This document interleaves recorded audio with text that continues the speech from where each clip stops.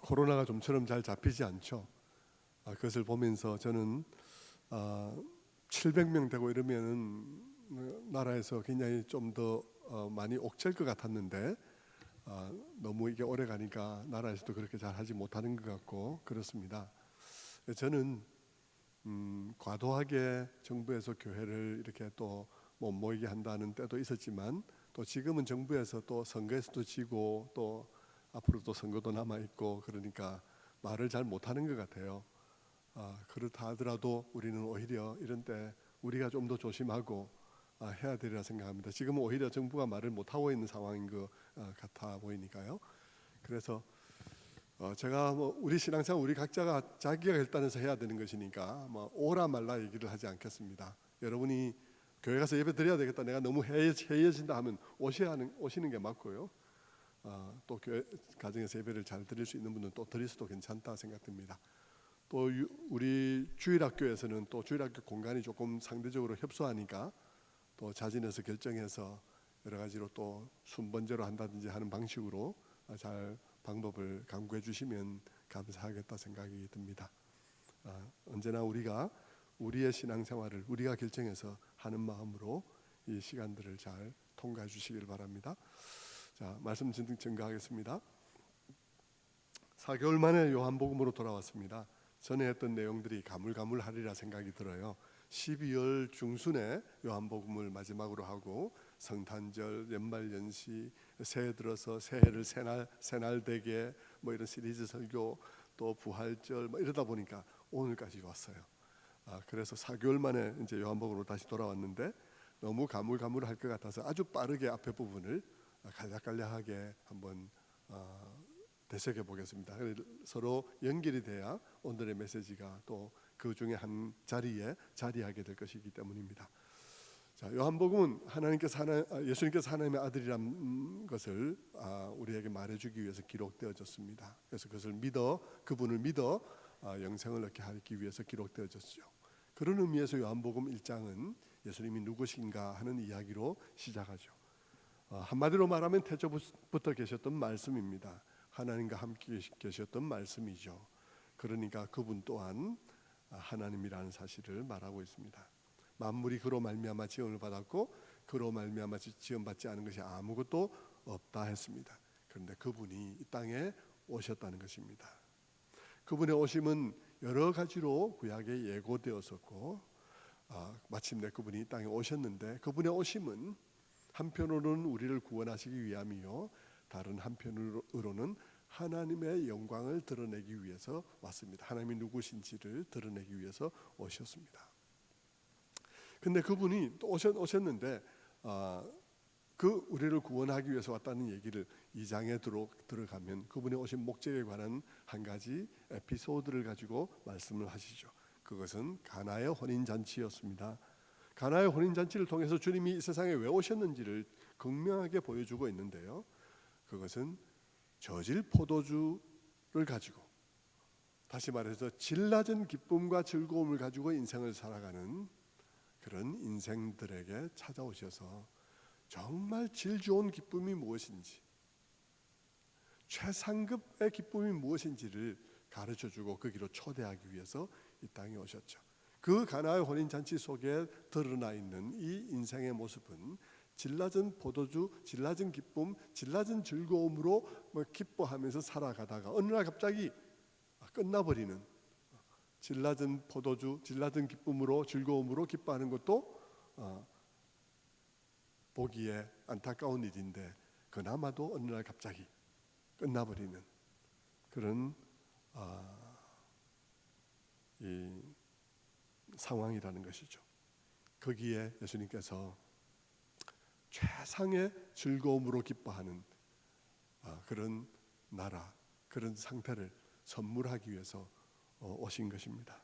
베드로전서 1장 8절에 보면 베드로는 말하기를 예수를 너희가 보지 못하였으나 사랑하는도다 이제도 보지 못하나 믿고 말할 수 없는 영광스러운 즐거움으로 기뻐하니, 그렇게 말했는데 그 말할 수 없는 영광스러운 즐거움으로 기뻐함, 여러분 생각만 해도 그렇지 않나요? 여러분 그런 거 맛본 적이 있나요?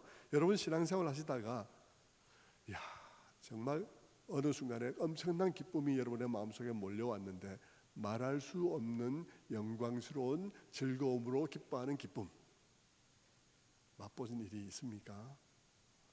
그거 맛보셔야 됩니다. 그것이 정말 세상의 무엇과도 바꿀 수 없는 것이거든요.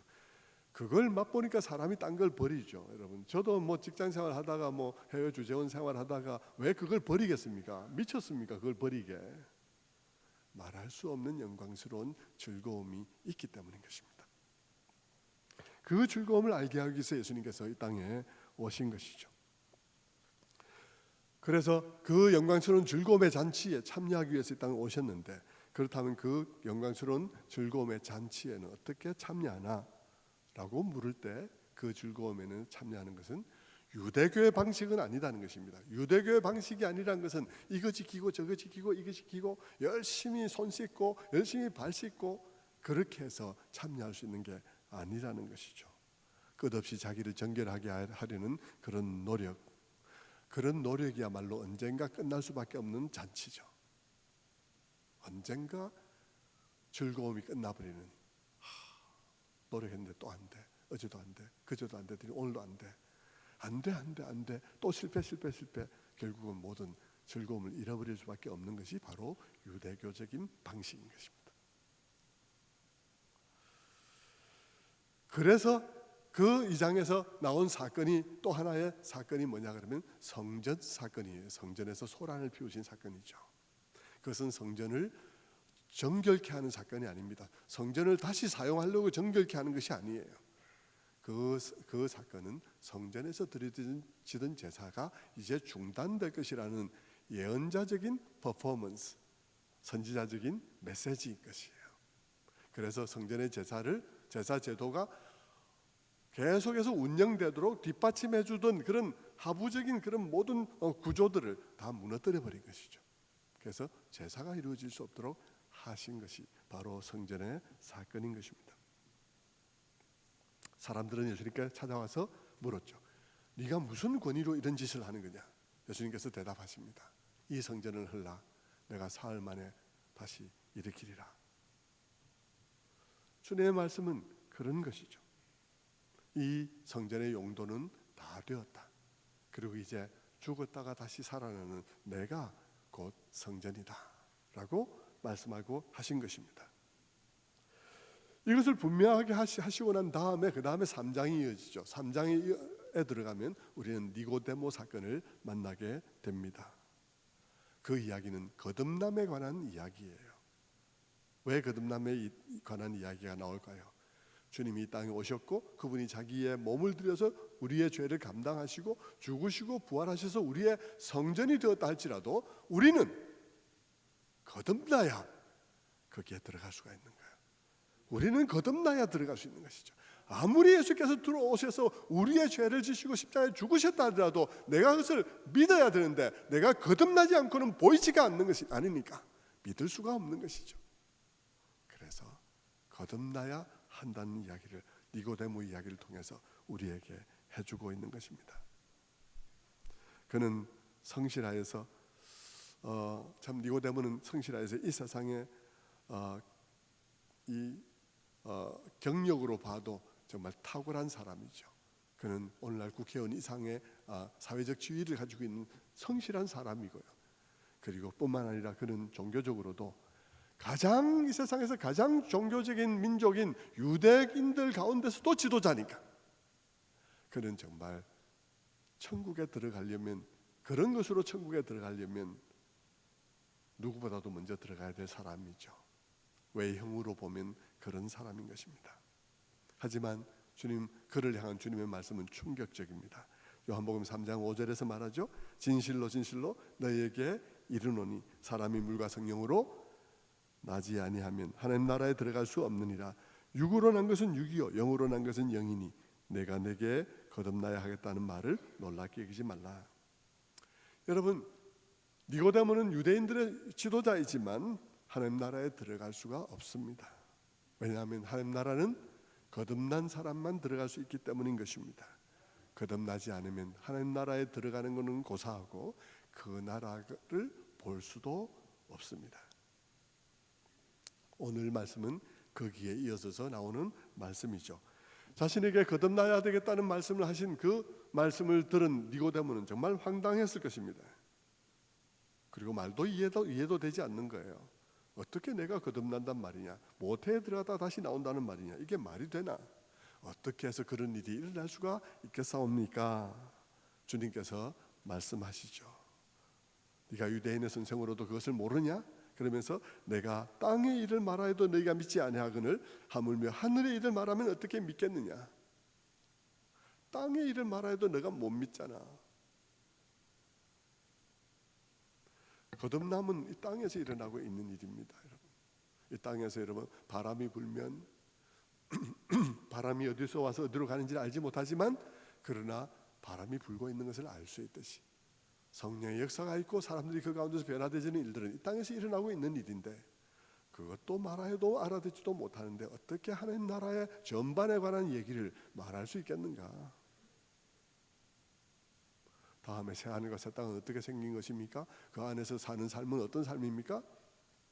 거듭남도 모르는데 이 땅에서 일어나고 있는 일도 모르는데 어떻게 그것을 알 수가 있겠나? 그러면서 주님께서 말씀하시는 것입니다. 14절 말씀에 요한복음 3장 14절에 모세가 광야에서 뱀을 든 것 같이 인자도 들려야 하리니, 인자도 들려야 하리니. 여러분 나중에 나사로 사건이 일어나고 난 다음에 요한복음 12장에 가면 헬라인들이 예수님께로 이렇게 찾아오는 일들이 일어나는데 그때 예수님께서 뭐라고 말씀하시냐면 12장 31절에 이렇게 말을 합니다.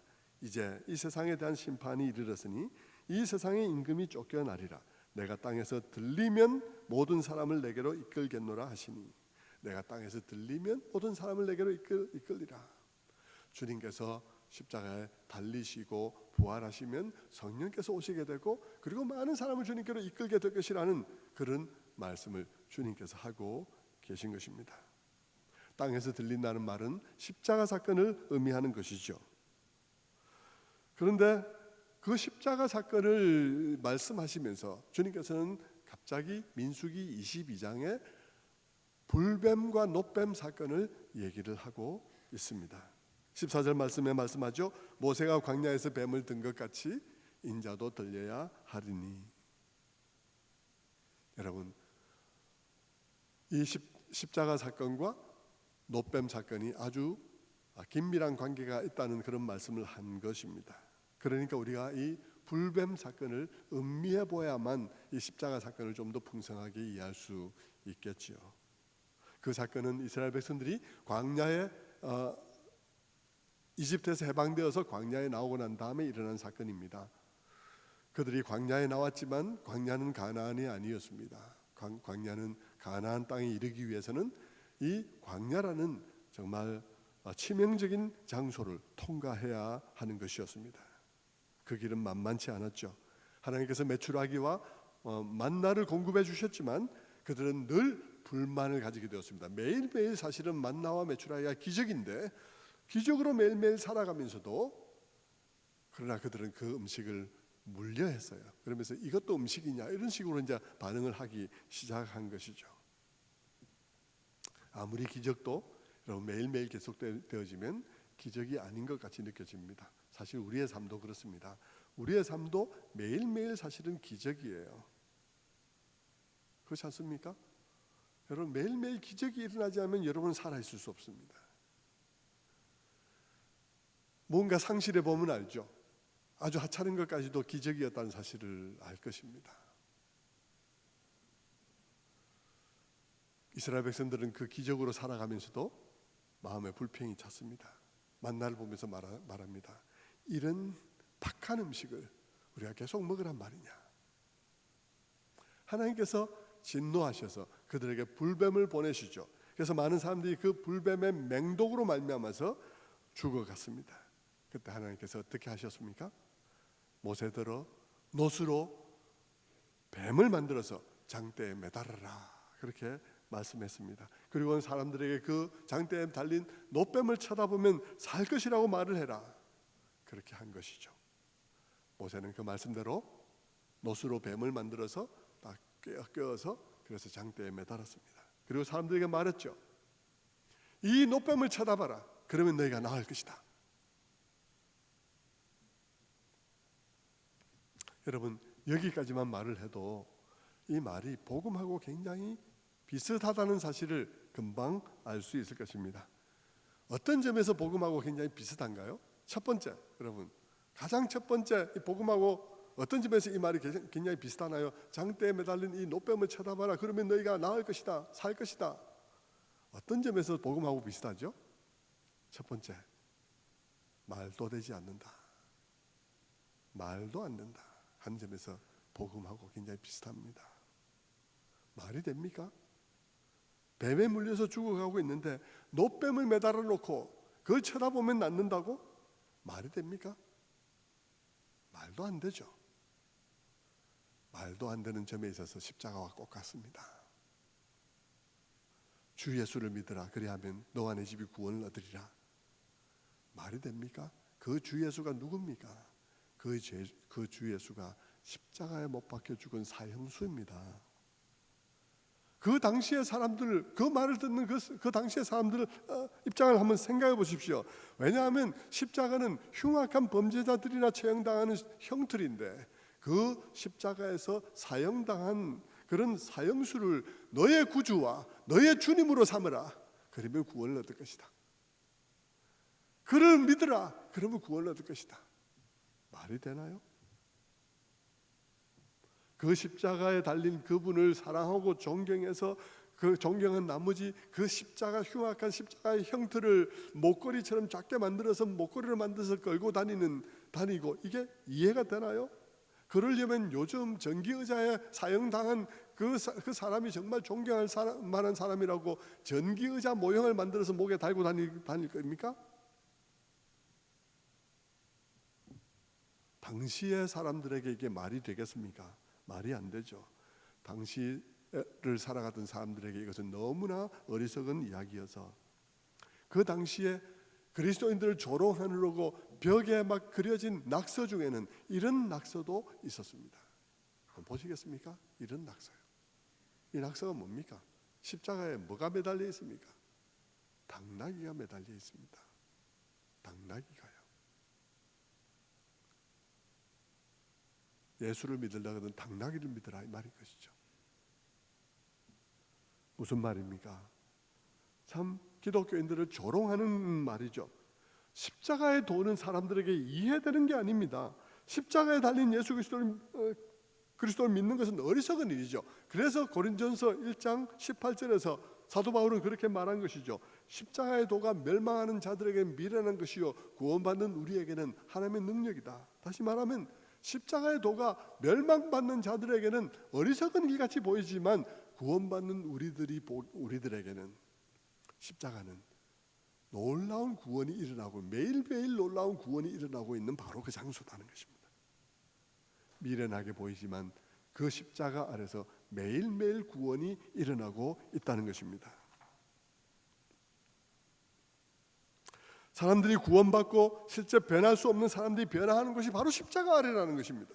그래서 바울은 뭐라 그럽니까? 바울은 로마서 1장 16절의 말씀에서 이렇게 말하죠. 내가 복음을 부끄러워하지 아니하노니 이 복음은 모든 믿는 자에게 구원을 주시는 하나님의 능력이 됨이라 라고 말한 것입니다. 내가 복음을 부끄러워하지 않는다. 이 말 무슨 말이겠습니까? 많은 사람들이 그렇게 조롱하고 있기 때문이죠. 많은 사람들이 어떻게 해서든지 예수 믿는 것을 부끄럽게 하기 위해서 온갖 낙서를 하면서 조롱하고 핍박하고 한다는 것입니다. 오늘날도 그렇지 않습니까, 여러분? 오늘날도 수많은 사람들이 기독교를 조롱하기 위해서 온갖 방식을 동원합니다. 방송들 보면 기독교를 조롱하는 방송 너무 많고요. 너무너무 많습니다. 방송들도 기독교인들을 부끄럽게 하기 위해서 꼭 일부 잘못된 특이한 경우들만 골라서 매일 보도하지만, 그러나 여러분, 바울은 뭐라 그럽니까? 바울은 내가 복음을 부끄러워하지 아니하노니. 무슨 말을 하고 있는 거죠? 그들이 우리를 부끄럽게 하려고 고의로 우리를 모욕하고 온갖 방송과 온갖 것으로 우리를 부끄럽게 하려고 하지만, 그러나 내가 믿는 도가 부끄러운 것은 없다. 내가 믿는 도가 부끄럽지 않다. 왜냐하면 그 십자가에서 오늘도 지금 현재 구원이 일어나고 있기 때문이다. 그 십자가는 우리를 구하는 하나님의 능력이기 때문이다. 그러는 것입니다. 사람들은 조롱하지만 그러나 실제 지금도 사람들이 구원을 받고 있고 그 십자가에서 사람들이 변화를 받고 있고 그 십자가 때문에 사람들이 가정이 변하고 관계가 치유되어지고 알코올 중독자들이 술을 끊고 성경 말씀을 읽으며 하는 일들이 오늘도 십자가에서 일어나고 있기 때문에 나는 십자가가 부끄럽지 않다. 사람들이 뭐라고 하든지 간에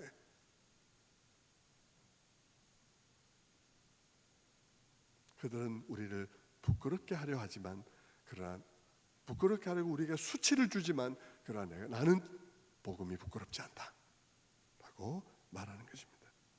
성도 여러분, 저는 오늘날과 같은 시대에 바울의 선언이 여러분의 선언이 되기를 바랍니다. 내가 복음을 부끄러워하지 않으노니 하는 이 바울의 선언이 여러분의 선언이 되기를 바랍니다. 그러기 위해서는 여러분이 십자가를 그렇게 알아야 하겠죠. 오늘도 세상은 우리를 부끄럽게 하려고 온갖 말들을 하지만 여러분도 그렇게 선언할 수 있겠습니까?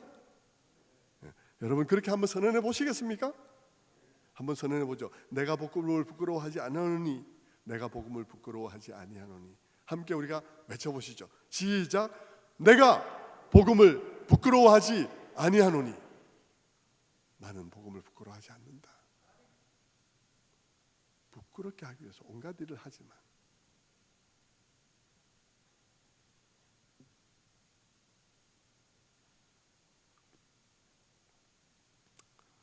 또 이 장대에 달린 놋뱀과 놋뱀 사건과 십자가의 공통점을 한번 더 살펴보죠. 어떤 점이 있을까요? 그 사건에 등장하는 맹독성 불뱀 그 자체는 이집트의 왕권을 상징하는 것입니다. 뭘 보면 아냐 그러면 지금도 출토되고 있는 이집트의 바로 왕들의 이 왕관을 보면요, 왕관 앞에 뱀이 이렇게 나와 있습니다. 이렇게 뱀이 옆에서 보니까 새처럼 보이지만 사실은 뱀이에요. 또 다른 사진 한번 보여주시죠. 저렇게 뱀, 코브라가 이렇게 딱 나와 있죠. 네, 뱀입니다. 여러분 이 뱀은 이집트의 왕권을 의미하는 것입니다. 이스라엘 백성들이 광야에 나와서 그들이 뭐라고 말하고 있나요? 그들이 애굽으로 돌아가고 싶다. 불평을 하고 있었습니다. 그러니까 그런 자리에 뱀이 등장하고 있는 것은 아주 자연스러운 것입니다. 조금 더 구약의 상징 체계 속에 들어가면 구약의 상징 체계 속에서 뱀은 사단이죠. 아담과 하와를 꿰든 사단입니다. 그 아담과 하와가 에덴에서 뭘 했나요? 에덴에서도 역시 동일하게 하나님의 선하신 의도와 목적을 의심하게 했습니다. 이스라엘 백성들이 광야에서도 그러했듯이 말입니다. 에덴 동산에서도 뱀은 동일하게 아담과 하와에게 하나님의 선하신 목적에 대해서 의심하게 했죠. 그렇게 그들은 뱀의 치명적인 유혹에 물렸던 것입니다. 그리고 모든 인류가 죽음으로 내몰리게 된 것입니다. 구약 이스라엘도 마찬가지입니다. 그들은 애굽을 그리워하며 불평하다가 뱀의 맹독에 의해서 죽어가고 있었죠. 많은 사람들이 죽었고 아직 죽지 않은 사람도 죽어가고 있었습니다. 아직 숨은 떨어지지 않았지만 죽을 것입니다. 왜냐하면 약이 없기 때문이죠. 그들이 자기 스스로를 구원할 길은 없습니다. 그러므로 그들은 이미 죽은 것이나 다름이 없는 상황에 있었죠. 그들에게 구원은 신비한 방식으로 그들에게 찾아와야 했습니다. 그것은 하나님께로부터 올 수밖에 없었습니다. 여러분 그때 이스라엘 백성들이 뱀에게 물려서 죽어가고 있는 상황이나 전 인류가 아담과 하와가 뱀의 치명적인 유혹에 물려서 온 인류가 사망에 몰려있는 상황이 똑같지 않나요? 같은 거예요. 그런데 거기에 그 광야에 구원이 임한 거예요. 어떤 구원이 왔습니까? 장대에 놋뱀을 매달고는 그것을 보면 나을 것이라고 하는 그런 구원이 온 것입니다. 여러분, 그 구원은 뭔가요? 그리스도 예전이 그 구원은 복음이에요. 어떤 점에서 복음입니까? 소식이기 때문인 것입니다. 무엇을 여러분이 해야 하는 의무의 리스트가 아니었어요. 내가 이것도 하고 저것도 하고 이것도 하고 저것도 하고 이것도 하고 저것도 하고 저 산에 가서 약초를 켜고 저 산에 가서 뭘 해서 이래갖고 어쩌고 저쩌고 그런 게 아니었어요. 그것은 소식이었습니다. 모세가 짱때 뱀을 매달아 달고 자, 이게 구원이 있다. 믿는 마음으로 바라보라. 그저 바라보면, 믿는 마음으로 바라보기를 요구하는, 반응을 요구하는 그런 소식이었죠. 마치 십자가의 그리스도가 소식이었던 것 같이 말입니다. 기쁜 소식인 것과 같이. 여러분, 역시 말이 안 되죠. 말이 안 되는 것 같습니다. 그죠? 흉측한 것을 걸어놓고 그것을 보면 낫는다고 하니까 말이 안 되죠. 우선 흉측한 걸 걸어놓고 그걸 보면 낫는다고 한다는 것도 말이 안 되고, 두 번째로는 뭘 해서가 아니라 보면 낫는다, 이게 말이 안 되는 거잖아요. 여러 가지로 말이 안 되죠. 그런데 여러분, 거기서 낫는 거예요. 거기서 낫는 거예요. 말이 안 되는데 거기서 낫는 일이 일어나는 것입니다. 십자가가 동일합니다. 여러분, 십자가 위에 달리신 그분을 보십시오. 십자가가 아름다운 것입니까? 십자가가 흉측스러운 것이에요. 끔찍스러운 것이죠. 그런데 그 십자가를 보고 그것을 믿으면 낫는다고 했습니다. 구원받는다고 했습니다.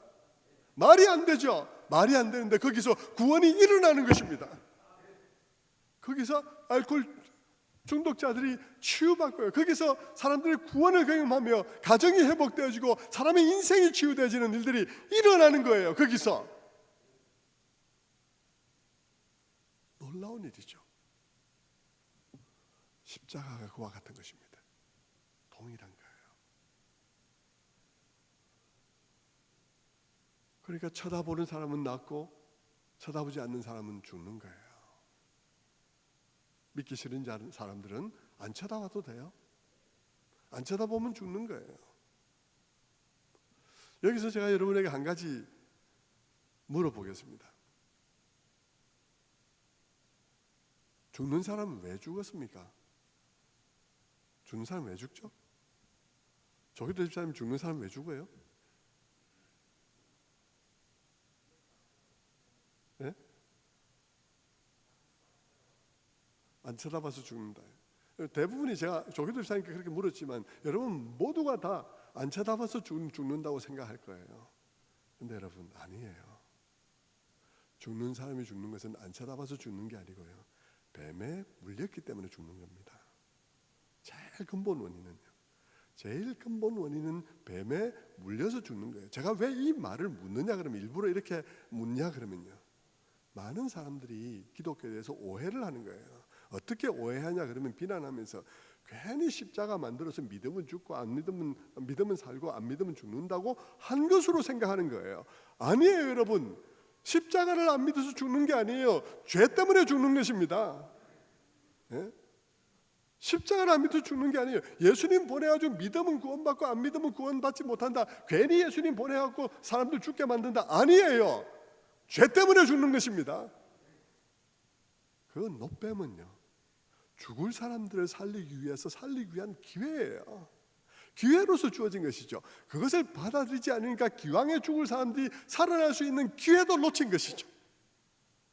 십자가도 그렇습니다. 여러분, 하나님의 아들 예수 그리스도의 죽으심과 부활, 그 부활의 십자가, 그 십자가 때문에 사람들이 죽는 것이 아니라요, 그 십자가를 거절함으로써 기왕에 죽기로 되어 있는 사람들이 구원받은 기회를 상실한 것이죠. 그들이 죽는 것은 원래 그들의 죄 때문에 죽는 것입니다. 하나님이 죽이는 게 아니에요. 십자가 괜히 가져와서 안 믿으면 죽는다 해서 죽게 만든 게 아닙니다. 원래가 그렇게 죽게 되어 있는 거예요. 뭐 때문에? 사탄의 유혹에 넘어가서 그 치명적인 독소로 인해서 죽게 된 것입니다. 그것이 요한복음 16, 17, 18장에 16장에 보면, 16절에 보면, 하나님이 세상을 이처럼 사랑하사 독생자를 주셨으니 누구든지 저를 믿는 자마다 멸망치 않고 영생을 얻게 하려 함이라 하면서 이 말에 오해가 없게 하기 위해서 17절에 뭐라고 말하냐면 이렇게 말하는 것입니다. 하나님이 그 아들을 세상에 보내신 것은 세상을 심판하려 하심이 아니요 심판하러 보내신 게 아닙니다. 저로 말미암아 세상을 구원받게 하려 하심이라. 구원받게 하기 위함인 것입니다. 저를 믿는 자는 심판을 받지 아니하는 것이요 믿지 않는 자는 하나님의 독생자 이름을 믿지 아니함으로 벌써 심판을 받은 것이니라. 벌써 심판을 받은 거예요. 이미 심판을 받은 상태에 있는 거예요.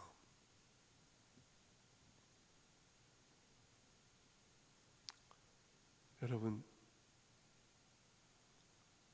기독교는 괜히 예수님 얘기하면서 예수님 믿으면 구원받고 예수님 안 믿으면 구원 안 받는다 이런 말을 하는 종교가 아닙니다. 다 뱀에 물려서 죽어가고 있는 가운데서 아들을 보내셔서 믿어 구원을 얻으라고 하는 종교죠.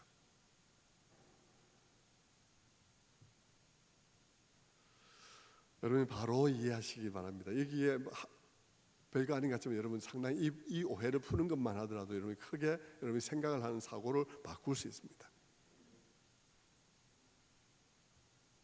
왜 하나님께서 저 사람은 구원하고 이 사람은 구원하지 않습니까? 왜 이 사람 구원 안 한 게 왜 안 한 게 하나님 뭐 잘못한 것처럼 얘기를 하는데 아니요. 하나님 잘못한 게 아무것도 없어요. 지가 안 믿은 것이지. 하나님께서 그 사람요 하나님께서 멸망시킨 거 아닙니다. 이미 멸망 가운데 있는 거예요. 이 사람 구원하고 저 사람 구원하는 거 하나님께서 잘못한 거 아니냐? 아니요. 하나님 잘못한 거 아니라니까요. 이미 뱀에 다 물려 있다니까요. 이해되십니까? 네. 장대에 매달았다 그랬어요. 장대에 매달았다. 장대에 매달았다는 말 속에는 어떤 것이 포함되어 있을까? 여러분 고대에 주둔군이나 아니면 행군하는 군인들 사이에는 깃대가 올라와 있습니다. 그리고 깃대에 깃발이 휘날리고 있죠. 고대의 그 깃발은 각자 나라들마다 자기들이 섬기는 신이 있는데 전쟁에 나갈 때나 어떻게 주둔할 때나 할 때 깃발을 세워서 거기다 깃발을 휘날리게 한 것은 그들의 신이 그들 중에 함께 있고 그들의 신이 그들을 보호한다는 의미를 갖고 있습니다. 그런데 여러분 그 깃대 위에 노뱀이 달려 있는 거예요. 이스라엘 백성들에게 그 깃대 위에 노뱀이 달려 있는 것입니다. 그것을 그들의 그 인근 나라들의 상황하고 그대로 견주어서 그대로 적용시켜서 이해를 하면 하나님의 백성들 가운데 하나님의 임재와 능력이 나타나 있는 표시가 있는데 그 표시가 어떻게 나타나느냐 하면 노뱀으로 나타나 있는 거예요. 노뱀으로. 주님께서는 그때 그 일을 상기시키면서 모세가 노뱀을 든 것 같이 인자도 들려야 하리니 라고 말을 했다는 것입니다. 모세가 광야에서 노뱀을 든 것은 장차 일어날 일의 예표요 그림자였습니다. 그리고 지금은 그 그림자를 만들어낸 본체의 사건이 일어나야 될 시간입니다. 그것이 뭐냐라고 묻는다면 십자가라는 것입니다. 그렇다면 그 십자가에는 무엇이 매달려 있나? 라고 물으면 누가 매달려 있죠? 예수님은 뭐라 그랬나요? 예수님은 인자가 들려야 하리니. 예수님의 표현에 따르면 인자가 들려야 하리니입니다. 인자가 들려야 할 십자가에 매달려 누가 지금 십자가에 매달려야 되겠다고 하는 말입니까? 누가 십자가에 매달려야 될 타임이라고 그런 시간이라고 말하는 것입니까? 인자라는 것입니다. 인자는 뭐냐? 인자는 말 그대로 사람의 아들입니다. 영어로도 Son of Man이에요. 사람의 아들. 그런데 여러분, 주님이 그 인자라고 한 말은 좀 더 정확하게 한글로 번역해야 한다면 그 말은 인자가 들려야 하리니 하는 그 말은 그 인자가 들려야 하리니 라는 말입니다. 그 인자가 들려야 하리니. 그 인자가. 그 사람의 아들이 들려야 하리니라는 말이에요. 좀 더 여러분이 제 말을 잘 이해하려면 그 사람의 아들이 들려야 하리니 할 때 그 사람의 아들은 그 사람의 아들이 아니라 그 사람의 아들입니다. 한번 보여주세요, 자막으로. 그 사람의 아들이 아니에요. 그 사람의 아들이 아니고 사람의 아들도 아니고요. 사람의 아들도 아니고 그 사람의 아들도 아니고 그 사람의 아들입니다. 이해하셨습니까? 그 사람의 아들. 그 사람의 아들이란 말은 무슨 말이냐면 언젠가 사람의 아들이란 말을 했는데 그때 말한 그 사람의 아들 이 들려야 하리니라는 말이에요. 언젠가 말을 한 적이 있는 그 사람의 아들이 들려야 하리니라는 말이에요. 그러면 바로 그 사람의 아들이란 말은 어디에 나오고 있을까라고 성경을 찾아보면 그것은 다니엘서 3장 17, 13절에서 나오는 거예요. 다니엘서 3장 13절에 이렇게 나옵니다. 내가 또 밤 환상 중에 보니 인자 같은 이가 하늘 구름을 타고 와서 옛적부터 항상 계신 이에게 나아가 그 앞으로 인도되며 그에게 권세와 영광과 나라를 주고 모든 백성과 나라들이 그를 섬기게 하였으니 그 권세는 영원한 권세요 그의 나라는 멸망하지 아니할 것이니라. 그 다니엘의 환상 속에서 보면 구름 타고 등장하는 한 인물이 있습니다. 구름 타고 영원 전부터 계신 하나님 앞에 구름 타고 등장하는 인물이 있고 구름 타고 등장해서 영원한 권세, 영원한 나라를 받는 한 인물이 존재하고 있습니다. 그런데 그 인물의 모습이 인자같이 생기니 사람의 아들같이 생겼더라는 것이죠. 그렇다면 한번 생각해 보십시오. 그 사람의 아들같이 생긴 그분은 어떤 사람일까요? 어떤 존재일까요? 첫째는 구름 타고 등장했습니다. 구약에서 구름 타고 등장하는 존재는 하나님입니다. 시내산에 임했을 때도 빽빽한 구름이 임했었죠. 구름 타고 등장하는 하나님입니다. 그리고 영원한 권세와 영원한 나라를 받습니다. 그러니까 하나님이 하나님 앞에 나와서 나라를 받는 거예요. 그런데 그 사람의 모양이 사람의 아들같이 생긴 거예요. 그런데 예수님께서 말씀하십니다. 그 사람의 아들이 들려야 하리니, 그 사람의 아들이 들려야 하리니. 무슨 말이에요?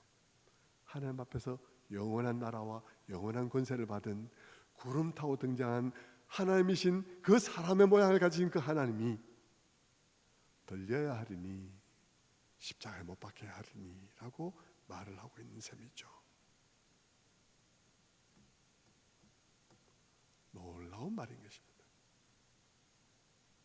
그러니까 여러분, 모세가 광야에서 뱀을 든 것 같이, 노뱀을 든 것 같이 인자도 들려야 하리니, 그러니까 사람으로 오신 하나님이신 예수 그리스도가 십자가에 못 박히신 이 사건과 광야에서 모세가 뱀을 든 이 사건이 딱 포개어지는 것입니다. 딱 포개어지는데요. 그런데 이 십자가에서 죽으신 예수 그리스도, 이 십자가 사건을 한꺼풀 벗기면 그 밑에 뭐가 있다는 거예요? 뱀이 있다는 것입니다. 그걸 벗기면 뱀이 죽어 있는 거예요. 무슨 얘기겠습니까? 여러분 다 이해하셨죠? 벌써 제가 설명 안 해도 다 이해되죠? 주님의 죽으심을 한꺼풀 벗기니까 그 밑에 뱀이 죽어 있더라. 무슨 말이겠습니까? 예수 그리스도의 죽으심은 단순히 그분의 죽으심이 아니라 사단의 일을 멸하려 하십니다. 사단의 일을 멸하십니다는 사실을 말해주고 있는 것이죠. 여러분, 이스라엘 백성들이 그 한가운데 하나님이 그들과 함께하게, 신이 그들과 함께한다는 의미에서 이방 민족들이 깃대를 세우고 깃발을 휘날리던 바로 그 자리에 노뱀을 세워놓고 있었는데, 여러분 그것이 십자가다. 십자가는 하나님이 우리와 어떻게 함께 하셨는지를 드러내는 놀라운 깃발이다 하는 사실입니다. 십자가는 하나님이 우리에게 어떻게 함께 하셨는지를 드러내는 놀라운 깃발이다 하는 것이죠. 여러분 이 설교를 한 번만 듣지 마시고 꼭 여러분 다시 또 들어보십시오. 마음에 새기십시오. 너무 중요하죠. 십자가는 비극처럼 보이지만 그러나 주님의 부활 후에 한꺼풀을 벗겨보면 거기에 무엇이 있나요? 주님이 아니라 사단이 죽어 있는 거예요. 거기. 창세기에 원시복음이 그대로 다 성취된 거예요. 원시복음은 뭡니까? 창세기 3장 15절이죠. 무엇이라 나와 있나요? 여자의 후손은 내 머리를 상하게 할 것이요 너는 그의 발꿈치를 상하게 할 것이라. 여자의 후손이 너의 머리를 상하게 할 것이다. 그러나 너는 그의 발꿈치를 상하게 할 것이다. 살아난다는 말이죠. 발꿈치를 상하게 한다면 살아난다는 말이죠. 그러나 머리를 상하면 죽는다는 말이죠.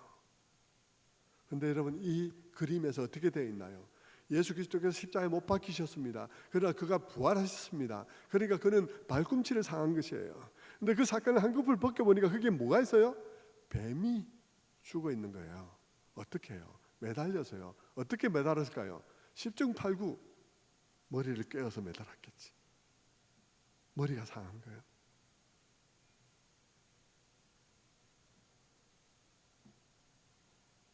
성도 여러분, 예수 그리스도께서 십자가에서 숨을 거두시기 전에 말씀하셨습니다.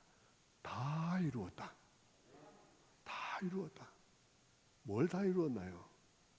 창세기로부터 마지막까지 다 이루었다는 것입니다. 다 이루었습니다.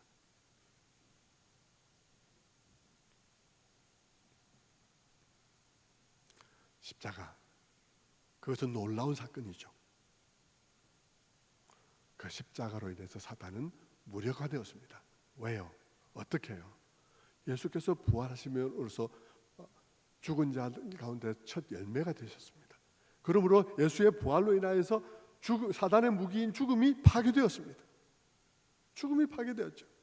그리고 또 어떻게 되었나요? 그 십자가에서 흘리신 피로 사단이 우리를 고소할 수 있는 죄 문서가 파기되었습니다. 왜냐하면 그가 대속의 피를 흘렸기 때문입니다. 그가 우리의 죄를 대신하는 대속의 피를 흘렸기 때문에 사단이 우리를 정죄할 수 있고 사단이 우리를 고소할 수 있는 문서가 파괴된 거예요. 그러므로 여러분, 사단은 무력하게 된 것이죠.